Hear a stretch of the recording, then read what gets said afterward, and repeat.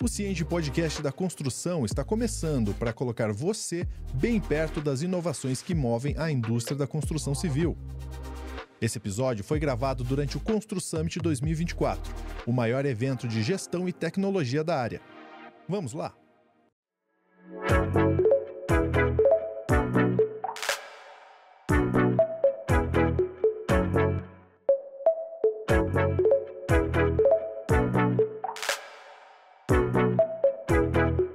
Bom dia, pessoal! Eu sou a Nina, sou gerente de sucesso do cliente da Prevision e muito feliz em receber convidados especiais aqui hoje para a gente falar um pouquinho sobre planejamento do básico ao avançado.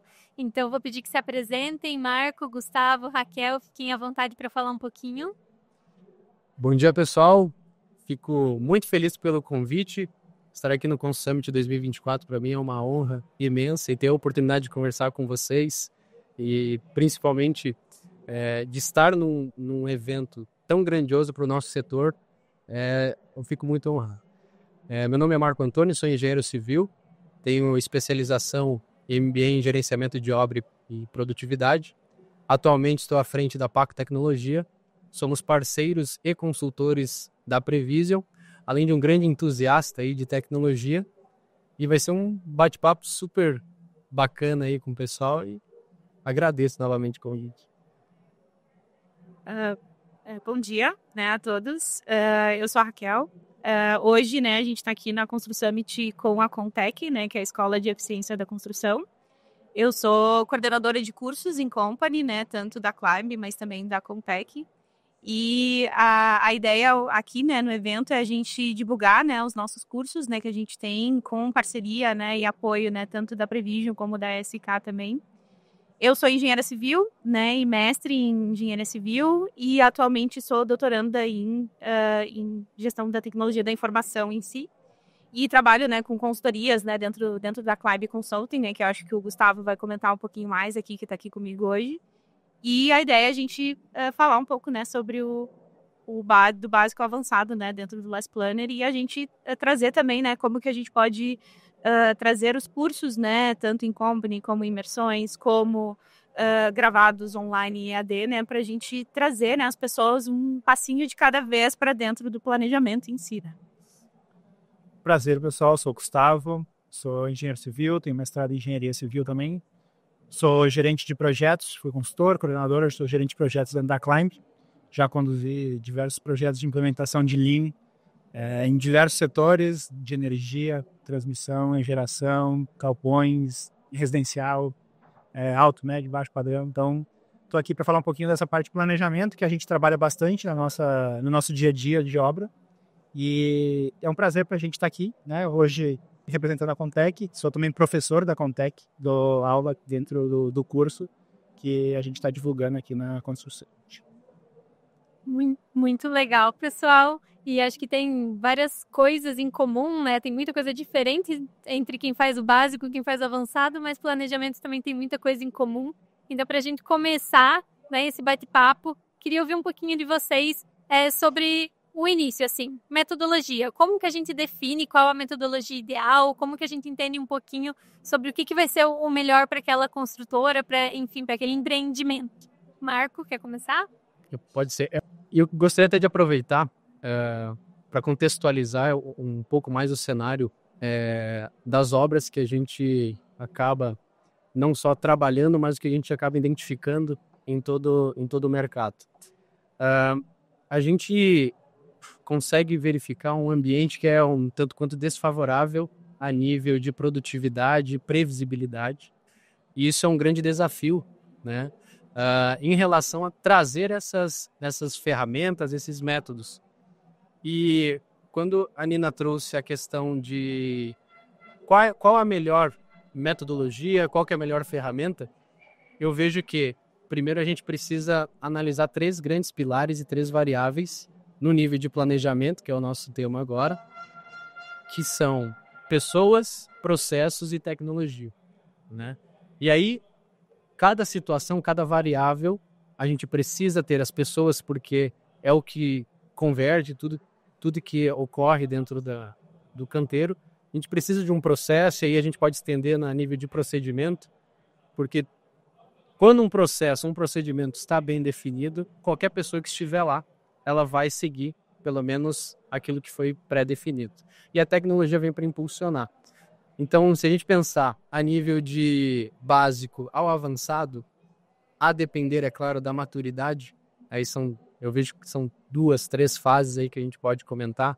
Primeiro é aquela construtora que tem as ferramentas simples, básicas, mas elas já têm lá definido datas marcos, né, que é a fase de uma obra, tem que terminar a alvenaria, a estrutura... Em 7 meses. Em 7 meses, quando vai iniciar? Então a gente vê assim no dia a dia que a construtora por si só ela já tem um pensamento um pouquinho diferente da maioria, mas com menos de um Excel, às vezes só no feeling, né? No feeling, ele já consegue entender, poxa, eu tenho que terminar aquela etapa em tal momento. E aí, quando a gente vai avançando, e já foi comentado aqui do Last Planner, poxa, a gente já começa a ter uma maturidade um pouco diferente, já começa a criar rotinas, já começa a utilizar tecnologias a seu favor. Então, dando uma contextualizada dos desafios que a gente tem de implantar também um método ou uma ferramenta que vai auxiliar, isso é fato, toda e qualquer construtora, eu acho que tem um caminho aí bem interessante nessa jornada aí. E falando de metodologias, né, eu acho que o principal ponto, quando a gente começa a falar um pouquinho, primeira coisa é entender o porquê que a gente está fazendo aquilo. Por que eu tenho que fazer um planejamento de obra? Porque senão as pessoas que estão lá, elas vão, beleza, bota aí qualquer valor e vamos embora, que eu quero tocar minha obra. Então a primeira coisa é a gente entender o porquê que a gente está fazendo aquilo e pensar, inicialmente alguns marcos, né? Minha estrutura em tanto tempo, minha alvenaria em tanto tempo. É o mínimo que a gente pode pensar, talvez ali usar um Gantt, né? Uma ferramenta mais com um nível de gestão visual um pouco menor. E a partir daí, eu acho que a gente precisa começar a pensar em setorização, um pouquinho mais dividir lotes, a gente trabalhar em questões de mania de balanço para trazer uma visualização muito melhor do que se está planejando, trabalhar com ritmos. E aí, quando uma obra tem bastante repetitividade, né, as incorporadoras, isso é bem invisível, talvez parques solares, parques eólicos, galpões, a gente consegue segmentar, a gente trabalhar uma ferramenta um pouquinho mais avançada, a linha de balanço. Quando não tem uma obra tão repetitiva, a linha de balanço talvez não me ajuda tanto. Vou trabalhar um pool planning, que aí eu vou definindo alguns marcos e trabalhando de trás para frente para entender quando que eu preciso iniciar as atividades, né? Avançando um pouquinho mais nessa parte de planejamento de longo prazo. Acho que são o comecinho e o final. Perfeito. E eu queria acrescentar também, né, que quando a gente fala assim, né, do básico ao avançado, assim, de planejamento, né, eu acho que é bem importante, e acho que já foi comentado também aqui, né, do Last Planner em si, né, e ele vem dessa metodologia do Lean Construction, né, que a gente utiliza muito, né, como eficiência, né, e coisa e tal. E a ideia, né, e por que tanto a gente gosta tanto, né, da linha de balanço, né, porque ele já vem com alguns princípios, né, de transparência, né, da gente conseguir enxergar, né. Então, a gente normalmente, quando começa uma implementação, principalmente cursos, né, a gente começa com o primeiro módulo, que é aprendendo a enxergar, né. Então, a gente aprendendo a enxergar os desperdícios que estão em todos os lugares, né. Tanto dentro de um planejamento que eu já fiz no papel, né, ou no Gantt, ou na linha de balanço, e depois vendo o canteiro de obras também, né. Então, a gente precisa ter esse link, né, sempre eu acho que esse é o ponto, né, a gente tem que ter esse link, né, do que está acontecendo no dia a dia lá no meu canteiro, né, no meu chão de fábrica, né, com o planejamento em si, porque senão acontece exatamente o que o Gustavo pincelou um pouco, assim, sabe, a gente acaba botando aquilo no papel, mas no fim aquilo não vai ser executado nunca, né? Se a gente não for lá no canteiro de obras e aprender a enxergar realmente os desperdícios em si. Antes de continuar o bate-papo, que tal já colocar as dicas desse episódio em prática? Separamos aqui na descrição do podcast uma planilha exclusiva e gratuita de planejamento de obra por meio do cronograma em Gantt. Com ela, você consegue centralizar dados e operar com máxima visibilidade para ter mais controle das etapas e evitar atrasos. É só clicar no link, usar a planilha e começar a ganhar precisão no planejamento, tudo em um layout detalhado e automatizado. Para acessar mais materiais gratuitos, visite o site do Cienge, www.cienge.com.br. O famoso Go to Gemba, né? Exatamente. Sérgio, que vocês, quando a gente estava conversando anteriormente ali, tem isso muito na essência dele, né? Go to game. Cara, você tem que ir para o canteiro de obra. Tem que conversar com as pessoas. Exatamente. Tem que ter esse feedback aí com eles, né? Exatamente. Aí eu acho que isso conecta com a próxima pergunta que eu já ia fazer, mas acho que o gancho ficou perfeito aqui. Quando a gente fala sobre nível de detalhamento, né? Ali a gente também recebe muito quando a construtora está começando, né? O Marco comentou, às vezes está na cabeça da pessoa, né? Que ela vai finalizar em 7 meses aquela atividade, né? Por outro lado, a gente já chega em alguns níveis em que eu preciso todos os dias, né? Saber o que foi feito e o que não foi feito, porque o que não foi feito já vai prejudicar, né, a entrada, enfim, estoque e tudo mais. Então, eu queria ouvir de vocês, assim, o que é determinante, assim, quando a gente vai falar um pouquinho mais sobre o Last Planner mesmo, né? Como que a gente define o nível que a gente vai chegar, né? Desde esse cara que muitas vezes é lá, a pessoa que está no Gemba, que sabe quanto tempo vai levar, para também a gente conseguir ter uma visão aí que possibilite um acompanhamento, né?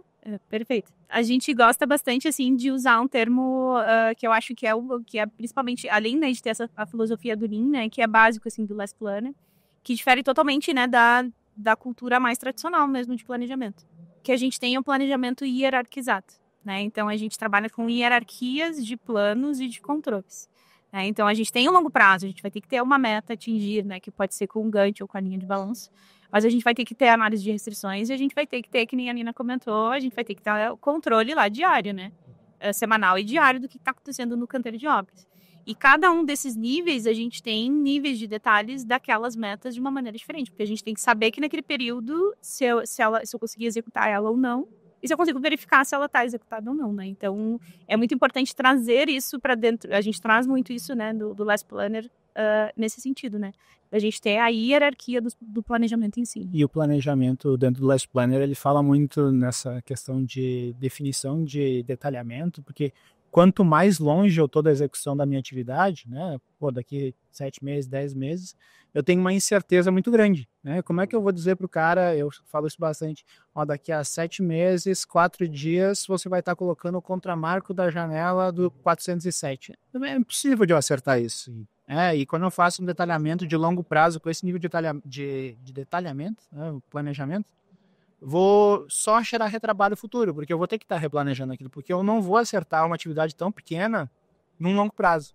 Então, quando a gente trabalha o planejamento, normalmente dentro do Last Planner, o meu longo prazo tem um nível de detalhamento menor. Então, quanto maior a minha incerteza, menor o meu nível de detalhamento.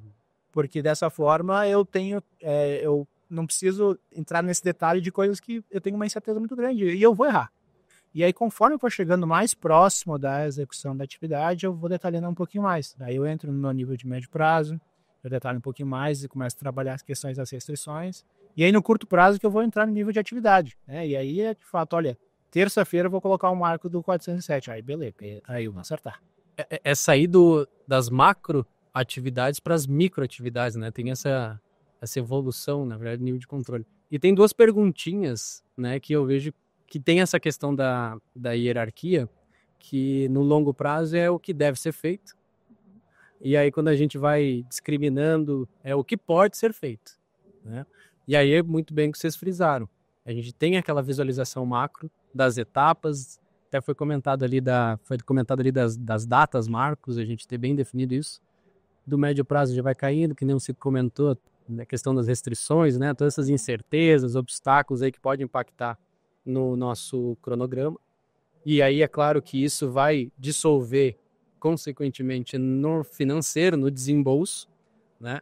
E o curto prazo, aí entra questões das rotinas mesmo, né? Então, o que tem que ser feito? Tem que ser feito isso aqui. E o que eu posso mesmo, né? E aí a gente precisa preparar, que aí vocês até muito bem comentaram, lá na semana, aquele controle semanal, o que foi planejado, o que eu consigo executar perante, é claro, a questão das restrições, esse médio prazo. E aí até para o pessoal que está nos assistindo, qual que é a câmera aqui? É 1, a 3, a 3? tem que ser um pouquinho assim, né? Tá aprendendo. A questão que a gente precisa entender desse longo, médio e curto prazo, e até eu gostaria que os colegas aqui comentassem, o longo prazo é aquele planejamento macro que nem a gente estava comentando, né? O médio prazo acho que depende muito da construtora e da obra no nível de previsibilidade. talvez 1 mês, 3 meses, não sei. Né? Depende da empresa, da maturidade, de qual assertiva ela é na resolução das restrições, porque se eu tiver uma empresa, normalmente empresas menores, que têm nível de burocracia um pouco menor, ela consegue ser normalmente mais responsiva, ela é mais rápida para conseguir resolver a restrição e eu consigo fazer um horizonte menor, e aí gera, lógico, uma rotina um pouco mais curta, um pouco mais rápida de ser executada. Quando eu tenho empresas que é um pouco mais difícil, normalmente eu trabalho 6 semanas, até 8 semanas nesse planejamento de médio prazo. E aí, porque eu demoro mais tempo para resolver, então eu preciso estar com essa visibilidade um pouco maior. E lembrando também, né, que depende um pouco do contexto das obras, né? A gente está comentando aqui contexto bem residencial, né, ou comercial, né, que é o imobiliário em si, né? Mas se a gente vai para obras de energia, obras, né, de ferrovias, né, de infraestrutura, o contexto fica um pouco diferente. Mas aí, normalmente, a ideia é variar nessas semanas, né? Ou mais rápido ou um pouquinho mais longo, né? Com certeza, a gente também ontem encontrou alguns clientes e o que ficou bem nítido foi exatamente isso, assim. Não existe uma fórmula mágica, né? O que funciona para um não necessariamente é o que funciona para o outro, depende bastante das rotinas que são aplicadas, do tipo de obra, né, que é feita, então super aí de acordo com o que comentaram sobre isso. E acho que sobre restrições também tem a questão, é uma dor muito grande a questão de suprimentos, assim, então o lead time também, né, é algo que além, né, dessas semanas que a gente está olhando, ter a programação do lead time especificamente dos materiais que tem um tempo maior, né, de compra e de redução. Sim. Então, esses materiais de longo lead time de fornecimento, eles têm que ser tratados no longo prazo, né? Então, não posso esperar 6 semanas para comprar um elevador, comprar esquadria. Então, tem alguns materiais que a gente trabalha no longo prazo mesmo, né? Esses marcos de contratação deles, para que eles não atrasem na hora. E aí a gente vai para um outro ponto, que o planejamento por si só não é cronograma. Que a gente acha que é até uma outra pauta, né? Porque isso aí vai longe. Mas o planejamento por si só, ele precisa envolver, provavelmente a gente vai falar depois, questão de orçamento, a questão dos suprimentos e interligar todos esses setores, né?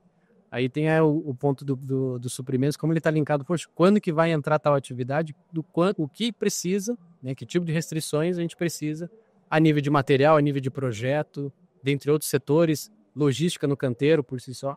E aí a gente entender, poxa, dá para iniciar ou não, né? E aí tem o plano de necessidades, que é esse ponto dos suprimentos por si só. Então, o planejamento não é só cronograma, não. Envolve muito mais coisas, muita rotina também, né? Muita rotina. E voltando um pouquinho ali naquele tema, né, do hierarquizado, né, e linkando, né, com essa tua última fala, assim, né, na realidade a gente tem o planejamento, mas a gente também tem o controle, né, se a gente não verificar o que está depois do que foi planejado, né, o que está sendo executado mesmo, né, e tomar ações em cima daquilo que se desviou, a gente não vai ter um planejamento que vai ser executável, assim, sabe, ele vai ser um papel na parede que as pessoas vão esquecer, entendeu? O pessoal precisa entender que isso até, às vezes, é uma certa discussão. O cronograma, por si só, tem um planejamento macro lá, definido, até dentro da previsão a gente chama de linha de base, né? Esse ali é o nosso norteador, é a nossa referência perante a operação em si. Mas o planejamento ele precisa ser dinâmico, precisa gerar reprogramação, como você muito bem comentou antes. Então, semanalmente, a gente precisa analisar o que estava planejado, que de fato foi executado, e reprogramar isso, está tudo certo. Sempre vai acontecer alguma divergência. Planos de ações para conseguir atender a nossa meta final, né? O nosso grande ponto é revisar ali no médio prazo, trabalhar as restrições, vendo o que pode ser feito, como você falou, e aí no curto prazo eu vou dizer o que vai ser feito. Isso. E diariamente eu vou ver, fiz ou não fiz, e por que eu não fiz, qual foi o problema, e como é que eu vou fazer um plano de ação para retroalimentar meu sistema, né? Acho que é tão importante quanto a gente planejar e conferir, é trazer as informações do executado para retroalimentar para novos orçamentos, novos planejamentos, outras obras também usarem esses números, esses indicadores que a gente está usando. E ter ferramentas que auxiliam nessa tomada de decisão, a gente transformar dados em informação mesmo para tomar decisão é muito importante. Aí a gente entra numa parte final ali do que a gente estava conversando, que é o planejamento básico para o avançado. Aí a gente já está falando indicadores, gestão de indicadores que vocês muito bem comentaram.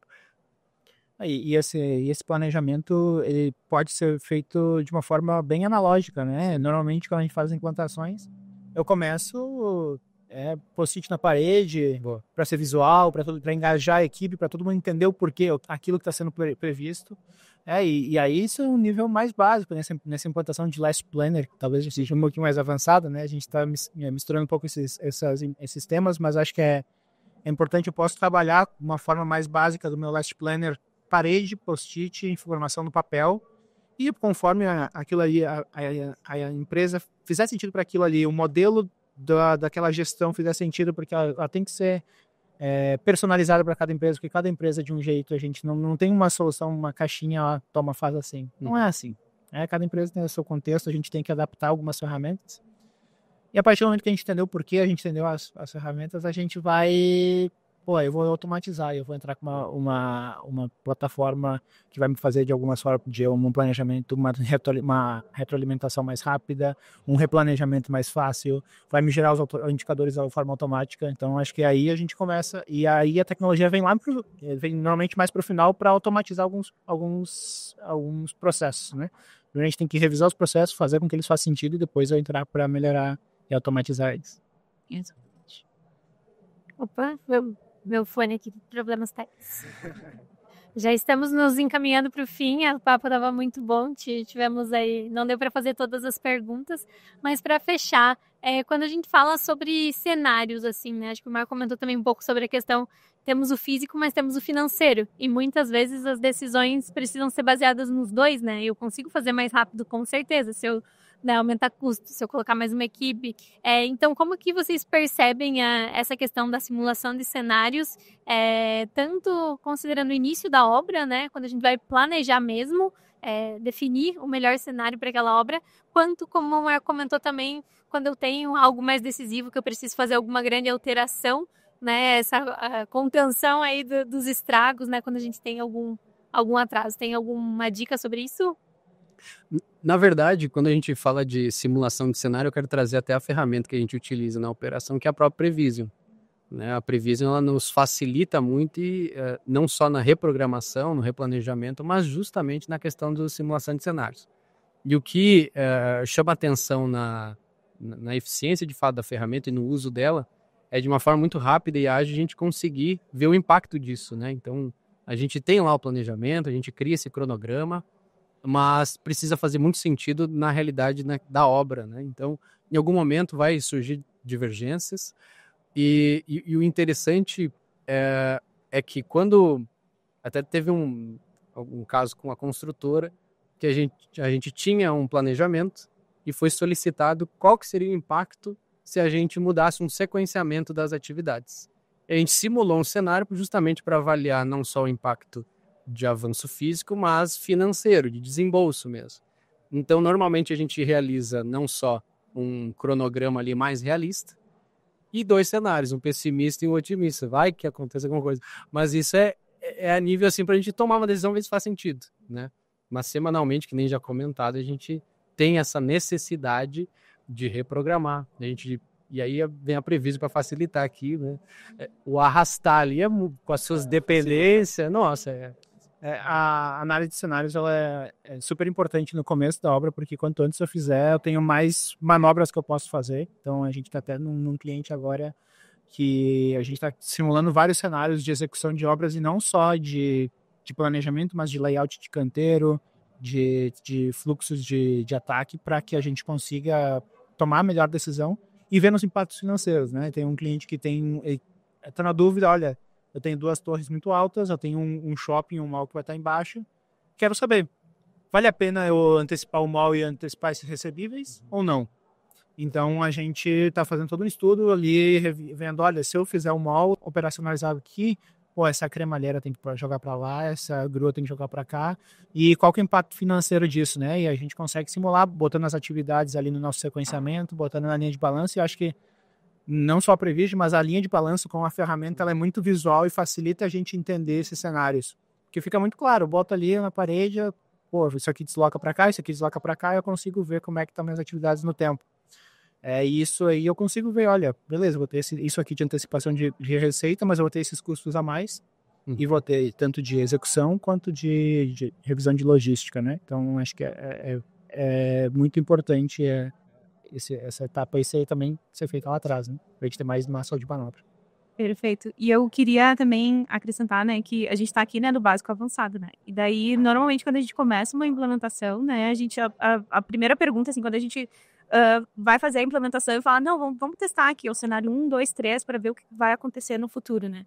A primeira coisa que normalmente as pessoas perguntam assim, tá, mas por que fazer um cenário, entendeu? Por que é importante fazer um cenário, né? Na realidade, quem está no básico, né, normalmente olha aquele cronograma como algo estático, né, que é só aquele planejamento, né, só aquela folha que vai ficar ali na minha parede, né, mas a gente, né, como a gente tem conversado aqui, né, o planejamento não deve ser estático, né, tem que ser dinâmico. Então, o cenário, quanto mais cenários a gente fizer, principalmente no início, né, de uma implementação, né, do Lean, né, e do planejamento e do controle, é para a gente se antecipar aos problemas que podem vir, né, então se a gente simular diferentes cenários, a gente está antecipando muitos problemas, né? E daí a gente pode revisar muitas coisas, né? E também acho bem interessante, né? Essa vinculação, né? Que o próprio viés, né? Da Prevision traz, né? De facilitar isso, né? Então a gente consegue facilitar essa visualização, né? De enxergar antecipadamente nossos problemas e ainda ver como que fica o nosso ganho, né, de tanto os gastos, né, de bolso, mas também o ganho que eu posso ter financeiro de antecipar uma fase inteira de obra, né, meu fluxo de caixa, né. Entender os riscos, né, e que vão estar atrelados em cada um desses cenários e também trazer já planos de mitigação para eles. Exatamente. Mas se der problema, vou fazer essas ações para mitigar, mas se der problema, eu tenho essa de contingenciamento. Então, assim, fechando essa linha, assim, de raciocínio, quando a gente começa a trabalhar um pouco mais de cenários, eu entendo, assim, que a gente está trabalhando um pouquinho mais no avançado, né, a gente já está começando a entrar numa seara aí de se antecipar a problemas, trabalhar com risco, com mitigação, com como que vai ficar meu fluxo de caixa, né? Então, a gente já entra um pouquinho no avançado, assim, do planejamento. Mas é aí que a gente tira as melhores ideias e a gente consegue realmente trazer muitos benefícios, né, para o nosso dia a dia, né, da nossa construtora, né, da nossa obra e do nosso planejamento em si. Perfeito, pessoal. Muito obrigada. Queria aproveitar, né? Faltaram algumas perguntas aqui. Sei que o tema tem bastante assunto. Então, Raquel, se quiser aproveitar aí para divulgar um pouquinho o curso que já está lançando, para quem quiser se interessar pelo tema, né? A Contec aí tem bastante material. Perfeito. Bom, pessoal, então a gente está aqui, né, na Constru Summit, a gente está com desconto especial, tá, do nosso curso de Last Planner, então vocês vão aprender, né, tanto aprendendo a enxergar a linha de balanço, médio prazo, curto prazo. Ele é um curso online gravado, né, então ele está disponível, né, para vocês acessarem. Eu voo deixar aqui, então, né, tanto o Instagram, que vocês podem entrar em contato com a gente, né, que é @com.tech_oficial, ou então o nosso site, né, www.escolacontec.com.br. E então a gente está, né, aqui na Constru Summit de 2024, né, com um stand de startup, né, a gente está bem ali do lado do palco de Pix, então vocês podem ir lá conversar tanto comigo ou com o Gustavo, né, para adquirir o cupom de desconto aqui de 40% que a gente está divulgando, né, do nosso curso. Perfeito. Gustavo, obrigada também. Obrigado pelo espaço. Muito bom para falar de planejamento com essas feras aqui. Marco, obrigada. Obrigado pela oportunidade, gente. Gostaria de deixar minhas redes sociais também. Por favor, fica à vontade. O meu Instagram é @eng de engenheiro, eng.marcomatos, e a nossa empresa é Paco Tecnologia. Agradecer novamente aí a presença de todos aí pela oportunidade também. E eu quero deixar uma frase, que eu gosto muito da frase, porque fala também de planejamento, que planejar não é prever o futuro, mas é a gente se preparar para ela. Muito obrigado. Perfeito, finalizamos com essa frase de impacto. Obrigada, pessoal. Até a próxima. Obrigado. Tchau, obrigada. Esse foi o episódio de hoje. Aproveite para nos seguir no YouTube, Spotify e Cienge Comunidade.